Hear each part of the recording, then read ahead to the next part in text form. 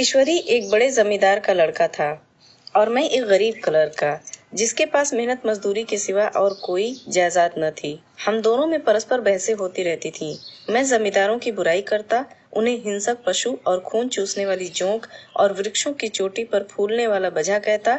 वह जमींदारों का पक्ष लेता, पर स्वभावतः उसका पहलू कुछ कमजोर होता था, क्योंकि उसके पास जमींदारों के अनुकूल कोई दलील न थी। यह कहना कि सभी मनुष्य बराबर नहीं होते, छोटे बड़े हमेशा होते रहते हैं और होते रहेंगे, लचर दलील थी।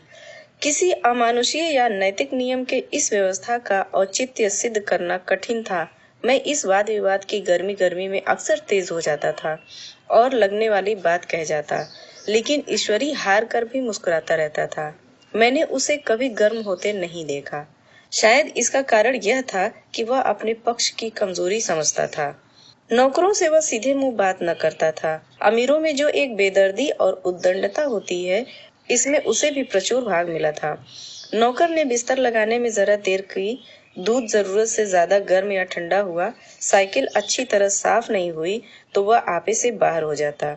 सुस्ती या बदतमीजी उसे जरा भी बर्दाश्त न थी, पर दोस्तों से और विशेषकर मुझसे उसका व्यवहार सौहार्द और नम्रता से भरा होता था। शायद उसकी जगह मैं होता तो मुझमें भी वही कठोरताएं पैदा हो जाती जो उसमें थी, क्योंकि मेरा लोक प्रेम सिद्धांतों पर नहीं, निजी दशाओं पर टिका हुआ था।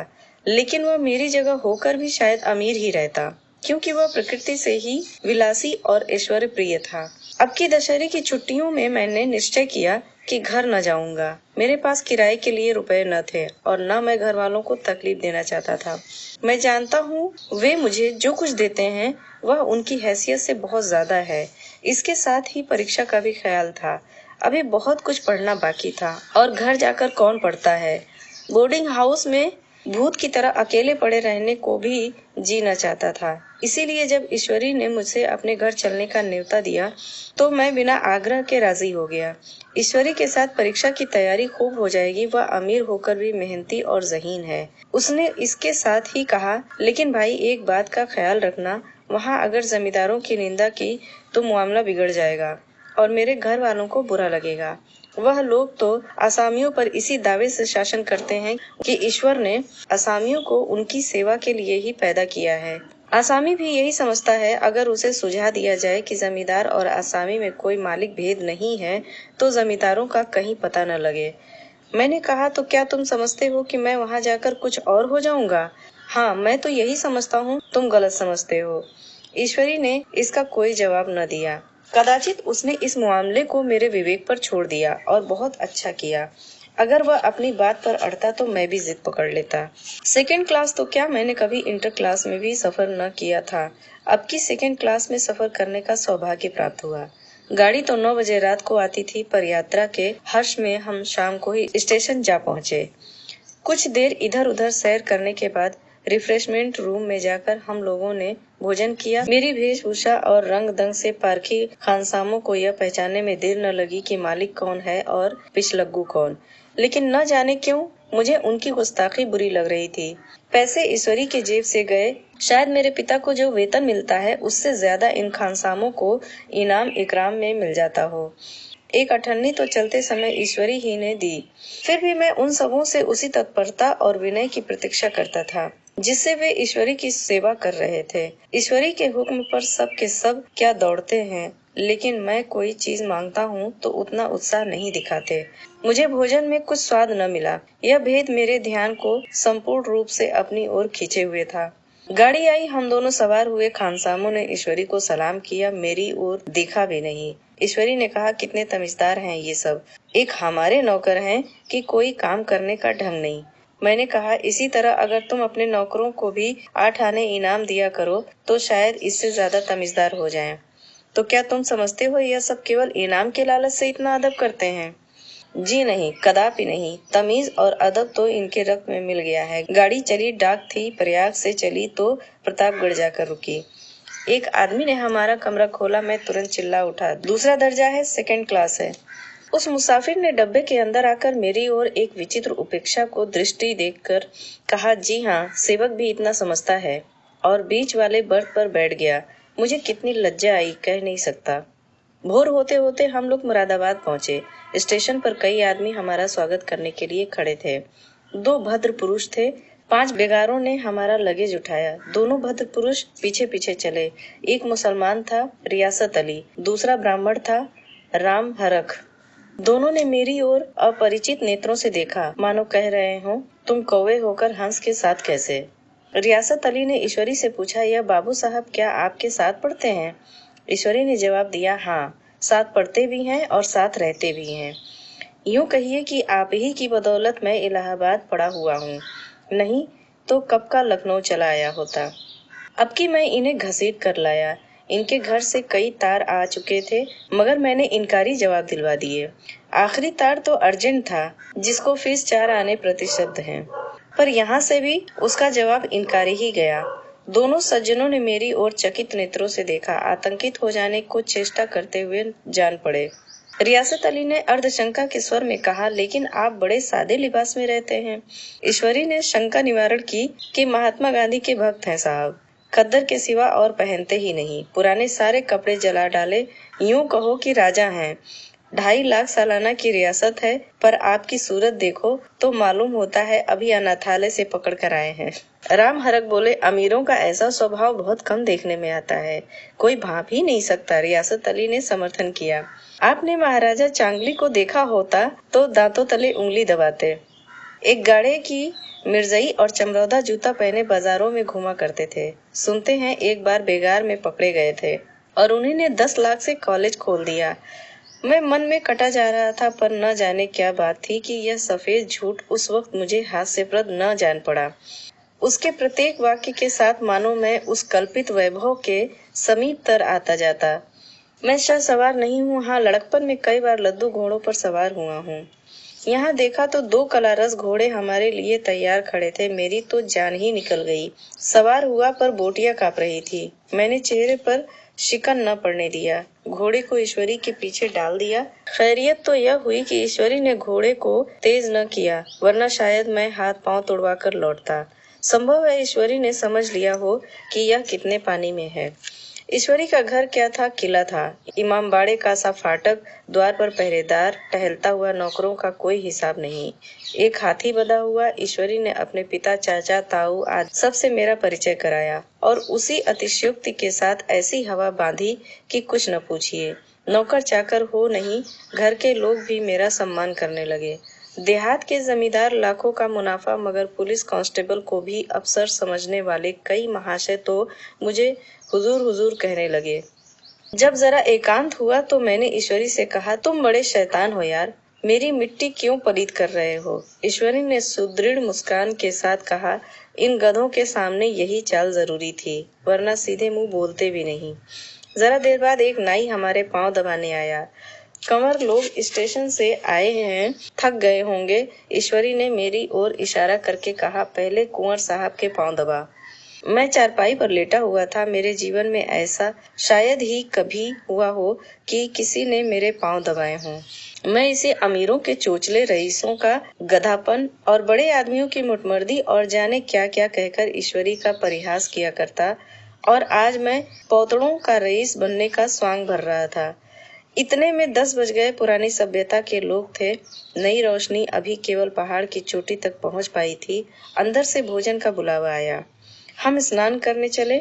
मैं हमेशा अपनी धोती खुद छांट लिया करता हूँ, मगर यहाँ मैंने ईश्वरी की ही भांति अपनी धोती भी छोड़ दी।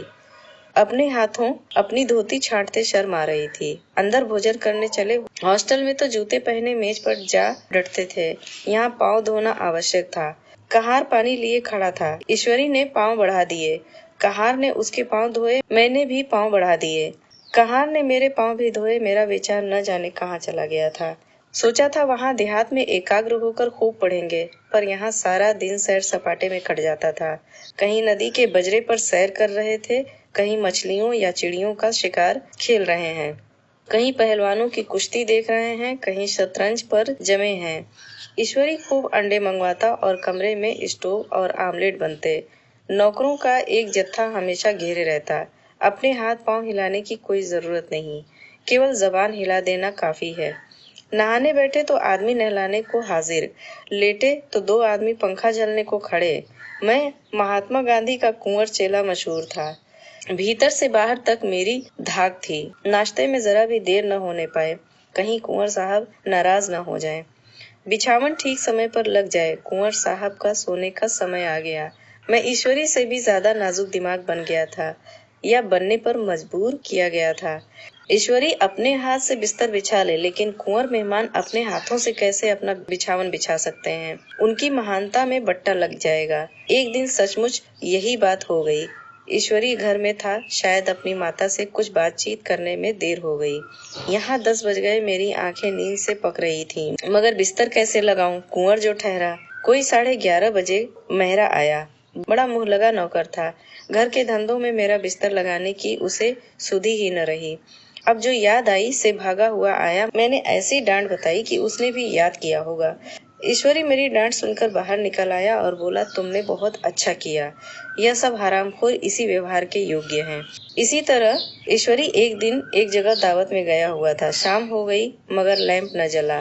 लैंप मेज पर रखा हुआ था, दिया सलाई भी वहीं थी, लेकिन ईश्वरी खुद कभी लैंप नहीं जलाता। फिर कुंवर साहब कैसे जलाएं? मैं झुंझला रहा था। समाचार पत्र आया रखा हुआ था, जो उधर लगा हुआ था, पर लैंप नदारद। देव योग से उसी वक्त मुंशी रियासत अली आ निकले। मैं उन्हीं पर उबल पड़ा। ऐसी फटकार बताई कि बेचारा उल्लू हो गया। तुम लोगों को इतनी फिक्र भी नहीं कि लैंप तो जलवा दो? मालूम नहीं ऐसे कामचोर आदमियों का यहाँ कैसे गुजर होता है। मेरे यहाँ घंटे भर निर्वाह न हो। रियासत अली ने कांपते हुए हाथों से लैंप जला दिया। वहाँ एक ठाकुर अक्सर आया करता था, कुछ मनचला आदमी था। महात्मा गांधी का परम भक्त मुझे महात्मा जी का चेला समझकर मेरा बड़ा लिहाज करता था, पर मुझसे कुछ पूछते संकोच करता था। एक दिन मुझे अकेला देखकर आया और हाथ बांधकर बोला, सरकार तो गांधी बाबा के चेले हैं ना? लोग कहते हैं कि यहाँ स्वराज हो जाएगा तो जमींदार न रहेंगे। मैंने शान जमाई, जमींदारों के रहने की जरूरत ही क्या है? यह लोग गरीबों का खून चूसने के सिवा और क्या करते हैं? ठाकुर ने फिर पूछा, तो क्यों सरकार, जब जमींदारों की जमीन छीन ली जाएगी? मैंने कहा, बहुत से लोग तो खुशी से दे देंगे, जो लोग खुशी से न देंगे उनकी जमीन छीननी ही पड़ेगी। हम लोग तो तैयार बैठे हुए हैं। ज्यों ही स्वराज हुआ, अपने सारे इलाके आसामियों के नाम हिबा कर देंगे। मैं कुर्सी पर पांव लटकाए बैठा था। ठाकुर मेरे पांव दबाने लगा। फिर बोला, आजकल जमींदार लोग बड़ा जुल्म करते हैं सरकार। हमें भी हुजूर अपने इलाके में थोड़ी सी जमीन दे दें तो चलकर वहीं आपकी सेवा में रहें। मैंने कहा, अभी तो मेरा कोई इख्तियार नहीं है भाई, लेकिन ज्यों ही इख्तियार मिला मैं सबसे पहले तुम्हें बुलाऊंगा। तुम्हें मोटर ड्राइवरी सिखाकर अपना ड्राइवर बना लूंगा। सुना उस दिन ठाकुर ने खूब भंग पी और अपनी स्त्री को खूब पीटा और गांव के महाजन से लड़ने पर तैयार हो गया। छुट्टी इस तरह तमाम हुई और हम फिर प्रयाग चले। गांव के बहुत से लोग हम लोगों को पहुंचाने आए। ठाकुर तो हमारे साथ स्टेशन तक आया। मैंने भी अपना पार्ट खूब सफाई से खेला और अपने कुबेरोचित विनय और देवत्व को मुहर हरेक हृदय पर लगा दी थी। जी तो चाहता था हरेक नौकर को अच्छा इनाम दूं, लेकिन वह सामर्थ्य कहाँ थी। वापसी टिकट था ही, केवल गाड़ी में बैठना था, पर गाड़ी आई तो ठसाठस भरी हुई। दुर्गा पूजा की छुट्टियां भोग कर सभी लोग लौट रहे थे। सेकेंड क्लास में तिल रखने की जगह नहीं। इंटर क्लास की हालत उससे भी बदतर। यह आखिरी गाड़ी थी, किसी तरह रुक न सकते थे। बड़ी मुश्किल से तीसरे दर्जे में जगह मिली। हमारे ऐश्वर्य ने वहां अपना रंग जमा दिया, मगर मुझे उसमें बैठना बुरा लग रहा था। आए थे आराम से लेटे लेटे और जा रहे थे सिकुड़े हुए। पहलू बदलने को भी जगह नहीं थी। कई आदमी पढ़े लिखे भी थे। वे आपस में अंग्रेजी राज्य की तारीफ करते जा रहे थे। एक महाशय बोले, ऐसा न्याय तो किसी राज्य में नहीं देखा, छोटे बड़े सब बराबर। राजा भी किसी पर अन्याय करे तो अदालत उनकी भी गर्दन दबा देती है। दूसरे सज्जन ने समर्थन किया, अरे साहब, आप बादशाह पर दावा कर सकते हैं, अदालत में बादशाह पर डिग्री हो जाती है। एक आदमी जिसकी पीठ पर बड़ा सा गट्ठर बंधा था, कलकत्ते जा रहा था। कहीं गठरी रखने को जगह न मिलती थी, पीठ पर बांधे हुए था। इससे बेचैन होकर बार बार द्वार पर खड़ा हो जाता। मैं द्वार के पास ही बैठा हुआ था। उसका बार बार आकर मेरे मुंह को अपनी गठरी से रगड़ना मुझे बहुत बुरा लग रहा था। एक तो हवा यूं ही कम थी, दूसरे उस गंवार का आकर मेरे मुंह पर खड़ा हो जाना मानो मेरा गला दबाना था। मैं कुछ देर तक जब्त किए बैठा रहा। एकाएक मुझे क्रोध आ गया। मैंने उसे पकड़कर पीछे धकेल दिया और 2 तमाचे जोर जोर से लगाए। उसने आंखें निकालकर कहा, क्यों मारते हो बाबूजी? हमने भी किराया दिया है।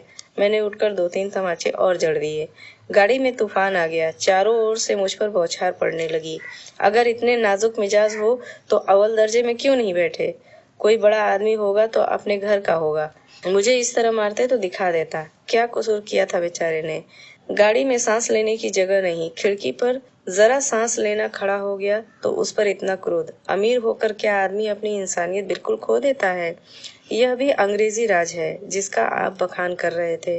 एक ग्रामीण बोला, दफ्तर माँ घुस पावत नहीं, ओ पे इत्ता मिजाज। ईश्वरी ने अंग्रेजी में कहा, what an idiot you are buyer. और मेरा नशा अब कुछ कुछ उतरता हुआ मालूम होता था।